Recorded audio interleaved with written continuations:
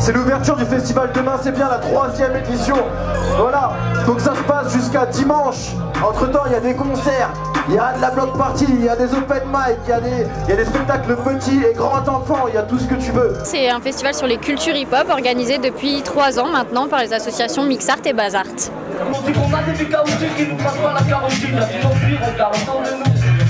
On est content en fait d'essayer de montrer cette culture-là au plus grand public, parce que c'est une culture qui est souvent très mal jugée, avec beaucoup d'a priori, beaucoup de préjugés.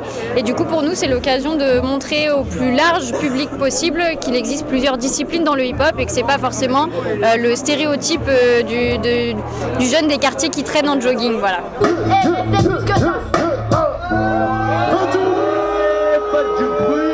La soirée de ce soir, du coup, on ouvre le festival avec un open mic, une scène ouverte, où l'idée, du coup, c'est de mettre en avant les personnes anonymes, on va dire, qui ne sont pas forcément des artistes connus et qui peuvent monter sur scène pour montrer leur talent.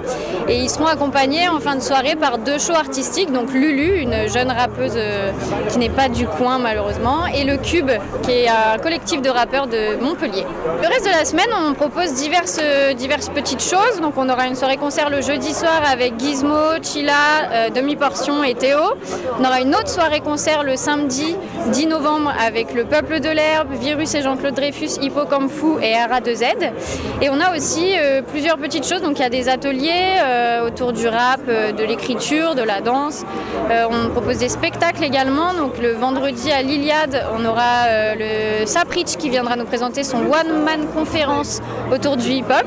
Ce spectacle s'appelle Yo. Et on propose en clôture du festival une block party. Donc block party, c'est un peu les prémices de la culture hip-hop, où à l'époque en fait les gens des quartiers aux États-Unis notamment sortaient dans la rue avec un ghetto blaster où ils se mettaient à graffer, à rapper, à danser dans la rue. D'où la block party. On a envie de terminer le festival comme ça pour encore une fois laisser la place un peu aux habitants de Grenoble ou de l'agglomération pour montrer un peu leur talent. Vous avez aussi des événements jeunes publics cette semaine, pourquoi? Sur du hip-hop? On avait envie cette année d'ouvrir un petit peu d'ouvrir à un public plus large. Donc on a ouvert au jeune public avec le concert des frères Casquettes à la Bobine, histoire de toucher un public dès le plus jeune âge, l'initier dès le plus jeune âge aux cultures hip-hop.